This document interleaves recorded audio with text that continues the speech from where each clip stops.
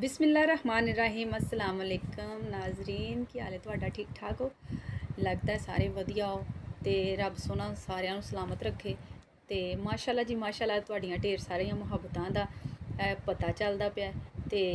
ਇਹ ਵੀ ਪਤਾ ਲੱਗਦਾ ਪਿਆ ਕਿ ਤੁਸੀਂ ਪੰਜਾਬੀ ਨੂੰ ਕਿੰਨਾ ਪਸੰਦ ਕਰਦੇ ਹੋ ਤੇ ਕਰਨਾ ਵੀ ਚਾਹੀਦਾ ਹੈ ਨਾਜ਼ਰੀਨ ਮੈਂ ਪਹਿਲੇ ਦੱਸ ਚੁੱਕੀ ਹਾਂ ਕਿ ਇਹ ਜਿਹੜੀ ਮਾਂ ਬੋਲੀ ਹੈ ਸਾਨੂੰ ਇਹਦੇ ਨਾਲ ਪਿਆਰ ਹੈ ਕਿਉਂਕਿ ਇਹ ਸਾਨੂੰ ਸਾਡੀ ਮਾਂ ਦੀ ਗੋਦ ਵਿੱਚੋਂ ਮਿਲੀ ਹੈ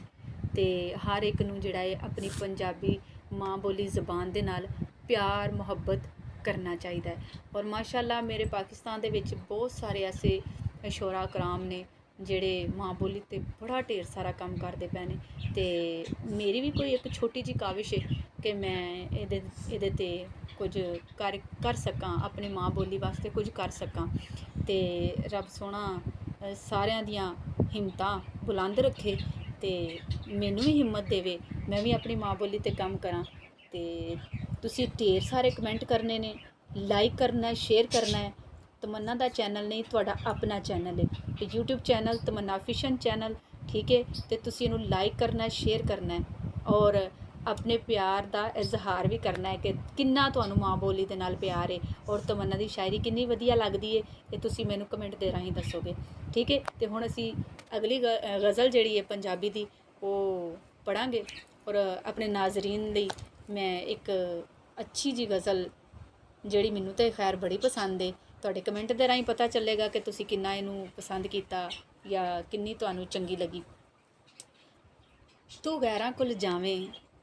ਤੇ ਦੁੱਖ ਲੱਗਦਾ ਏ ਤੂੰ ਗੈਰਾਂ ਕੋਲ ਜਾਵੇਂ ਤੇ ਦੁੱਖ ਲੱਗਦਾ ਏ ਵਾਅਦਾ ਕਰਕੇ ਨਾ ਆਵੇਂ ਤੇ ਦੁੱਖ ਲੱਗਦਾ ਏ